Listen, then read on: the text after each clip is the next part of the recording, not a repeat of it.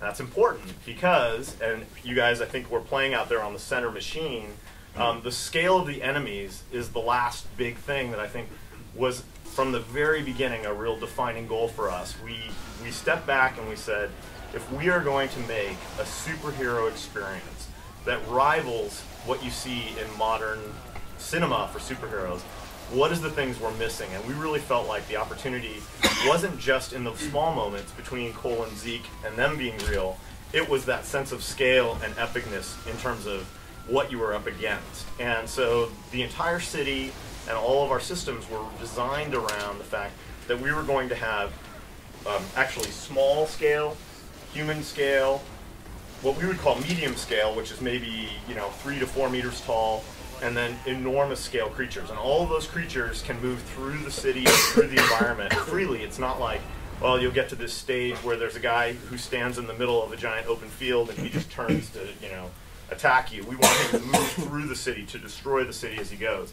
So those were our big design goals as we set out. We wanted to tell a better story. We wanted to have bigger enemies and bigger powers. We wanted to go to a new place. And as always, we have a karmic story to tell, this sort of internal struggle of, if I grant you these powers, are you going to use them for good or for destruction? And I think we have a trailer about karma that we'll let Ken roll.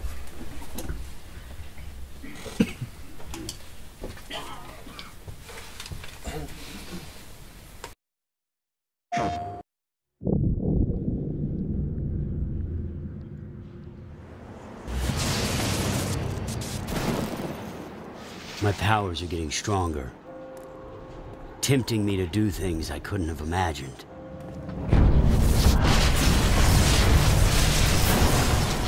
Sometimes, I don't even recognize myself.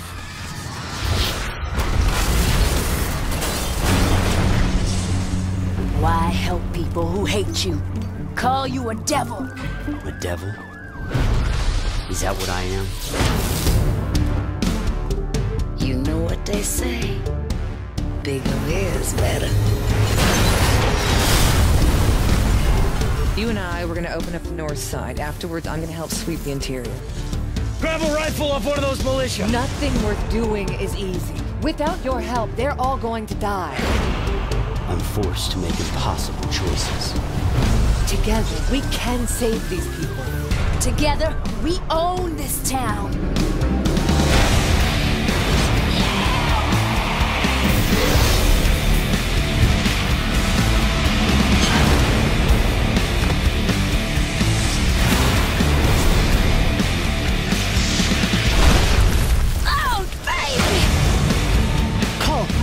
Right or wrong, it's my life, and I choose how to live it.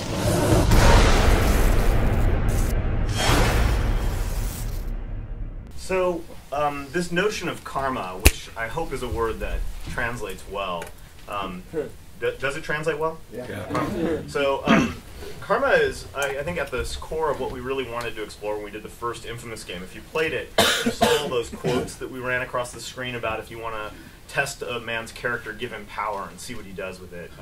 Those were really central to our thinking about what a superhero video game should be. Not a superhero movie, because, of course, you're not participating in that play, but really understanding and giving people a chance to express their own sort of choices into the game. So the first game was a game that really surprised us in terms of what would happen. We imagined that it would be either a split between people playing good and evil, or we imagined more people would choose the path of destruction when they played the game.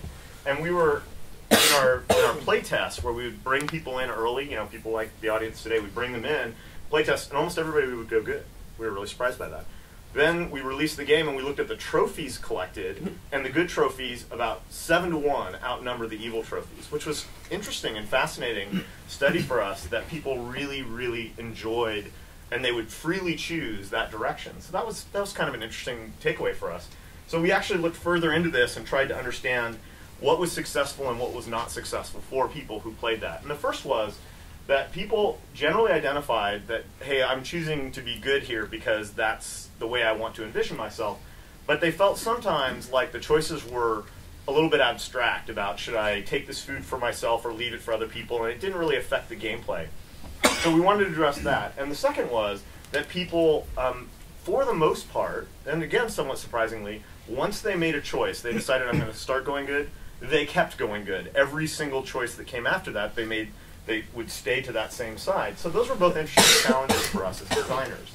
The first situation about the abstraction, we were sort of curious about that, and we were sort of wondering what kinds of choices do you make in your everyday life that are similar that we could try and bring into this. And so the idea of introducing these two characters, Nix and Quo, came from the idea that rather than choosing between an abstract choice of leave these people to take the food or give it to them, it's a much more normal situation to be in of who am I going to go with? I only have one choice. I have an extra ticket for a show. Should I invite, my friend Bob or my friend Mary? Who should I invite? And choosing between people seemed like a more kind of human emotion than choosing this abstraction. So a big part of the reason we've introduced these characters is to kind of humanize those choices.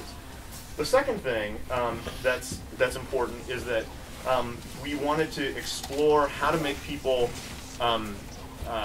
feel those choices a little more. So we try and tempt you specifically to break with the direction you're going. So one of my favorite little things that's happened in the game is that there are these very large karma decisions, and we'll talk about how important they are in a minute.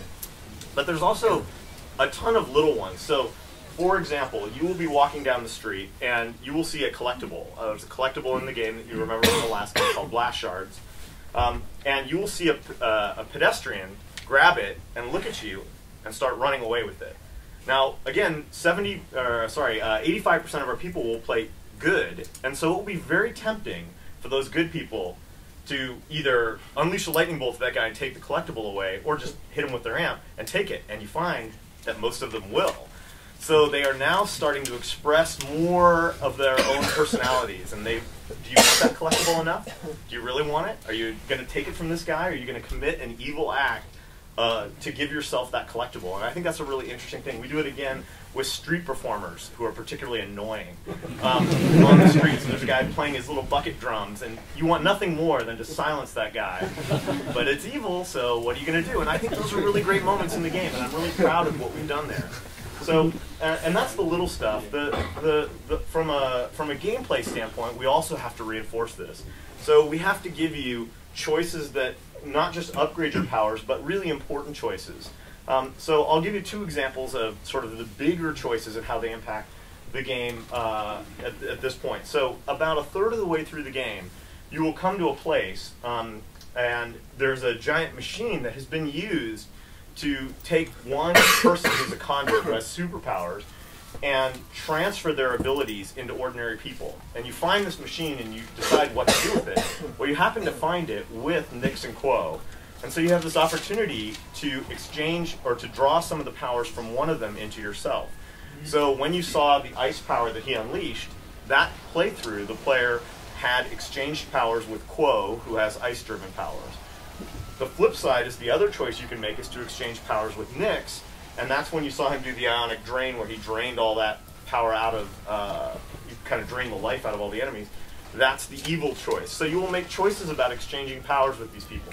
Has a very big impact on your playthrough. You only get you must make this choice. Which set of powers would you like?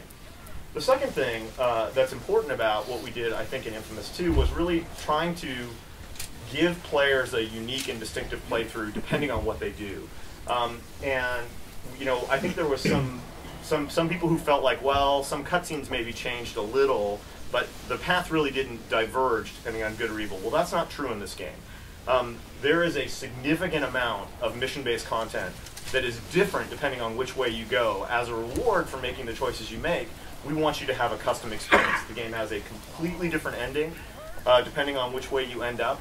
Your choices at the end sort of steer you into one or the other of the endings, and it's not like at the end you can just reverse course. I mean, there is actually a way to reverse course. It's not a trivial thing. You sort of reap what you sow. If you're headed down the good path, then the good ending presents itself to you. And I think players will enjoy the fact that they get an ending that's appropriate to how they've been playing the game. And that's a big part of where we're headed. And that sort of wraps up kind of the primary single-player gameplay. The big changes for us We've revamped the karma system, the power system. Everything is bigger. Enemies are bigger. New city, and clearly the climbing is a big deal.